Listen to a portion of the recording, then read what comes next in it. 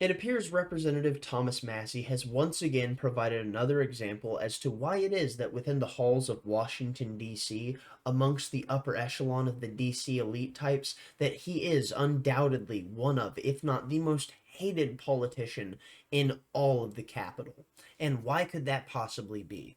Well, I would argue one single line says it best. I refuse to be a thespian in this failure theater. That is what Thomas Massie had to say in this recent hearing, and I find it so fascinating because once again, Thomas Massie, being the only person within American politics truly having the stones to swing at all sides of the aisle, calling out absolutely everyone and pulling no punches, and in doing so, highlighting why he should be one of the people who we should valorize within American politics. Thomas Massie is the only person within Washington, D.C., outside of maybe Rand Paul, that I have any respect and appreciation for as a human being. The fact is that politicians are soulless vassals for evil, quite literally leeches on the back of civil society with their only purpose to suck the lifeblood from your corpse and in doing so destroy the society that you are trying to create prosperity not only for yourself but your loved ones within. And because of this, you would have to understand that only through having people accurately analyze the issues at hand can we possibly hope to achieve creating a better world by ascending beyond the nature of realpolitik and how it is that it conditions our understanding of existence. Because we actually have to grapple with the things that matter most. And one of the few people in Washington, D.C. who's actually willing to address things such as this would be Thomas Massie. And what would be one of the greatest factors to address? That this is all just nonsensical kabuki theater. It's a joke. And in fact, as we see, the scripts are realistically always the same. Maybe the players and the actors are a bit different, but the outcome always the same. Now let's go ahead and throw it into this clip of Thomas Massie highlighting exactly why it is that so many within that of the elite echelon of the political class, the lobbying class, and well, those who even pull the strings of them, akin to that of, let's say, the donors, well, why they might despise someone like Thomas Massie so much. Can we be honest with the American people about what's going on here? This is political theater. I'm going to call out both sides right here. It's all posturing, it's fake fighting. We all know where it ends up. This is Groundhog Day. I don't care if the Democrat is the speaker or Republican is the speaker. We always get a CR in September, and then we get an omnibus. Sometimes there's a twist on that. We might get the omnibus before Christmas, but if we're not good, it comes after Christmas. But that's what's going to happen. And in the meantime, it's political theater. You know, we've got some, it's good theater. We've got great writers. I wish they'd just come up with a new plot. It's the same plot every fiscal year. What should we be doing? It's already been discussed. We should have done 12 separate bills. We should have done 12 separate bills. But again, whether Democrats are in control or Republicans are in control, we never do the 12 separate bills. Why do we always spend at least as much as we did last year, and why do we never cut spending? It's because Democrats want to grow the welfare state, and Republicans want to grow the military-industrial complex. And we're eventually going to get together, and they're both going to go up. I guarantee it. And both parties are just fine letting the bureaucrats do their thing, which should be our thing, according to Article 1, Section 8 in the Constitution. We are empowered with these things. Most important of the things we do is the funding, and that's the big lever we have.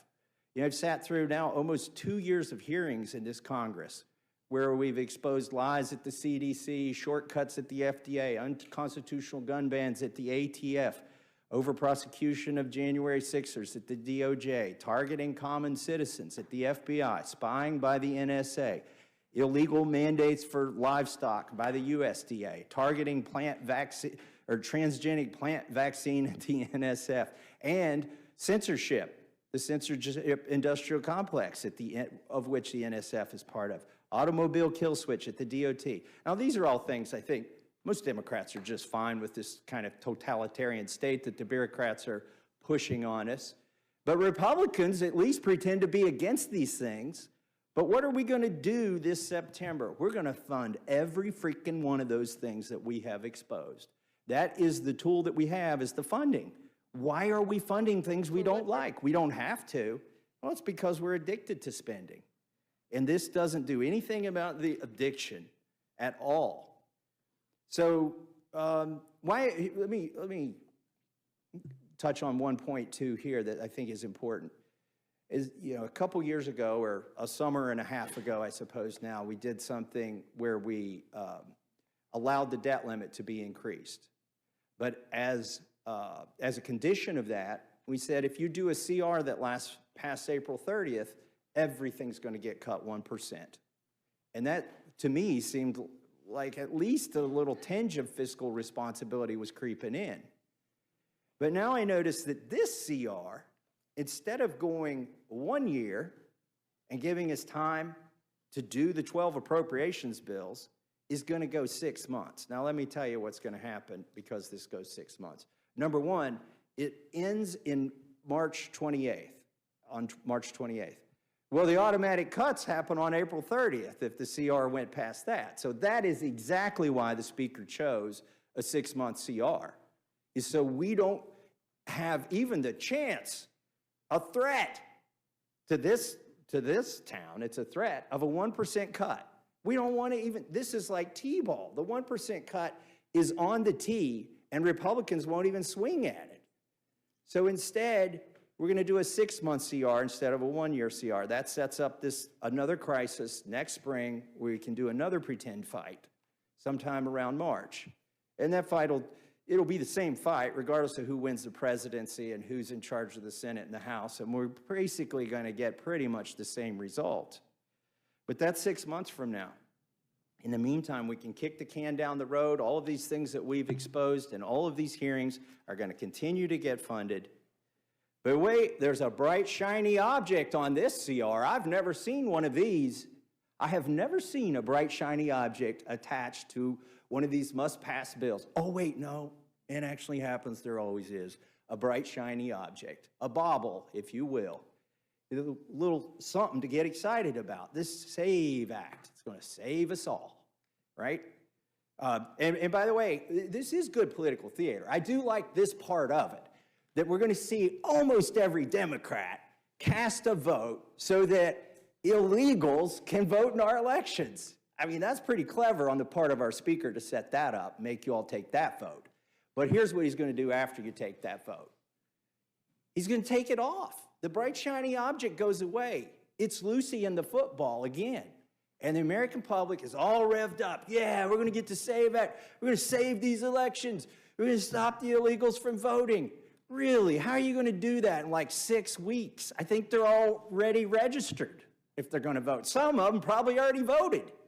This SAVE Act ain't going to save anything. And particularly because it ain't ever going to become law. It's a false promise to get all the Republicans half pregnant. And then you're going to get fully pregnant by the end of September when you vote for this CR. That is not going to have this, I mean, I hate to break this to you. I mean, the Democrats already know this. I'm not telling you anything special. I hate to break it to the Republicans. You ain't getting the SAVE Act. It is not going to stay on this bill. Why? Because we're going to cave. We're going to cave. Is it a fight worth having? Absolutely, it's a fight worth having. Make those Democrats say they want illegals to vote. Make them take that vote as many times as you can. And then make them go to the ballot box in November. But that's what it is. It's political theater, folks. We all know where it ends up. We've seen it. I've been here 12 years. I've seen it 12 times. I refuse to be a thespian in this failure theater. And with that, I yield back. Well done out of Thomas Massie, once again knocking it out of the park, highlighting the fact that the people within the political class, many of the times they operate as nothing more than pawns in the political game, that they're quite literally puppets to be danced across the stage in front of you as they're jerked around on the marionette strings that are controlled by the lobbyist and the donor class. These are the most important understandings that you could possibly have when it comes to dealing with the factor of American politics. And what do you see many of these people who do the bidding of these let's say, larger than life institutions do? Well, they defy the standards of what it is that they were supposed to be serving, which is the Constitution and the Bill of Rights, as well as their constituents back home. And what you can do to understand how many people within that of the American political scene completely defy the standards of our founding documents, well, you could go to a place like Freedom Index to get a good grasp on this. Here you see from Freedom Index, you can search by name, Congress, the state, the party, or the chamber, whether in the House or the Senate.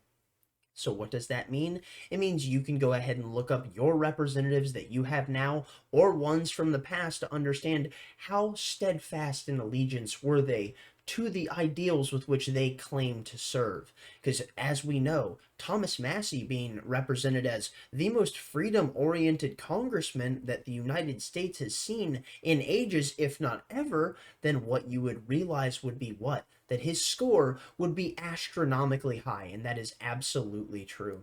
Here we see Thomas Massie, representative of Kentucky's 4th District, with a lifetime score of 99%. That is how dedicated and consistent he has been to making sure that he does not violate the founding principles of what he was supposed to be serving. And here's the deal. I thought this was quite stunning because I was like, wow, man, I can't believe it. The only person I could possibly imagine having a better voting record than this would be Rand Paul. But not even Rand Paul could top Thomas Massie. Here we see Rand Paul with a 96% lifetime voting record. And if you want to go ahead and just juxtapose this, these two truly freedom-oriented individuals that believe in liberty and individual autonomy of the individual and the capability for you to rationally make your own decisions, I want you to contrast that with someone like that of, I don't know, the authoritarian mindset who believes they have every ability to delineate how you're supposed to orient in civil society, like that of, I don't know, Nancy Pelosi. Here we can see Nancy Pelosi, representative of California's 11th district, 15% on her lifetime voting record. That is how dedicated she has been to the standards of which she was supposed to serve. That is what you're dealing with when it comes to the fact of dealing with many of the people in the halls of power in Washington, D.C. They have no dedication to you or the documents with which they claim to serve that created the nation with which you live in. And because of that, you need to understand that if they will betray the founding documents of the nation with which they espouse to serve, how long will it take before they abandon this framework and then abandon serving you and betray you as well? I'm going to go ahead and call it there. There's a lot more that I've got to say and a ton more resources that I have up right now, but realistically, they don't dovetail properly to go ahead and create a structure that I want to actually make for this video. So we're just going to go ahead and leave it there, and I'll make another Thomas Massie video in the coming weeks because I'm sure he'll say something interesting in relation to the election as we've seen, and that means that we'll most certainly want to talk about it. Thank you for watching. If you got this far, thumbs up if you liked it, thumbs down if you didn't. Tell me where I'm wrong in the comment section down below. Stay lovely, stay great, and most importantly, my friends, as always, go tell someone you love them. They're worth it. You should do it. You'll feel better about doing it. They'll feel better having been told it, and thus, there's no reason that you shouldn't. Peace out.